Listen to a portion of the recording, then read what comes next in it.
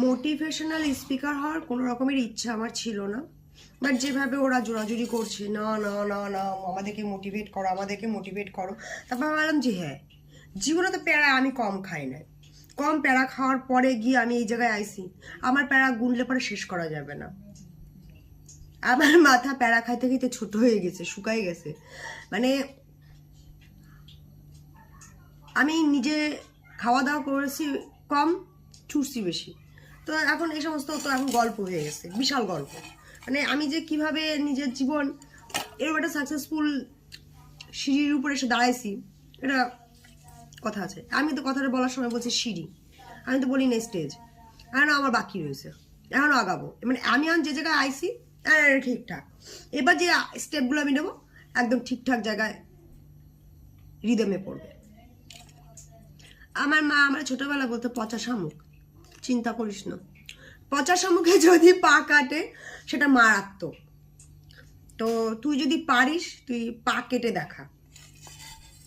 এই এই এই এই আমার লাইফে আমি মোটিভেট করেছি নিজেরে। আমি একটা পচা শামুকও পা কাটে। মানে শামুক হচ্ছে শক্তশালী একটা জিনিস, যাতে পা কাটলে খতরনাক ভাবে, মানে শামুক আগে কোথায় পাওয়া যায়? ধান তো শামুক দেখাই যায় না। ধান খেতে শামুক হতো, মানুষ সেখানে হেঁটে গেলে পরে পায়ের মধ্যে শামুক ফুটে যেত।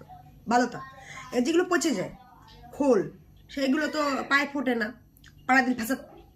কিন্তু কখনো কখনো সেই পচা শামুক এমন ভাবে মানুষের পা কেটে দেয় যে সেই মানুষ অপারেশন করার সময় পা বা দেয়। তো আমাকে মা সারা জীবন ছোট থেকে মোটিভেট করেছে পচা শামুক খাও। তো আমি কিচ্ছু জানি না, আমার বাবার ধারণা আমার দ্বারা কিচ্ছু হয় না। সেই মানুষটা এখন আমাকে সকাল বিকাল ফোন করে জিজ্ঞাসা করে, গল্প লিখেছিস? কোন গল্পটা লিখেছিস? আমি একটা লিখেছি, তোকে পিডিএফ পাঠাবো। যে মানুষটার সাথে আমার কথা বলার মতো সাহস ছিল না, চোখে চোখ রাখার মতো পরিস্থিতি ছিল না, সেই মানুষটা এখন আমাকে আমি গল্প লিখেছি কিনা জিজ্ঞাসা করে। আচ্ছা ভালো কথা, গল্প দিয়ে মনে পড়েছে, গপ্প বাগিস থেকে আমার একটা বই বেরিয়েছে,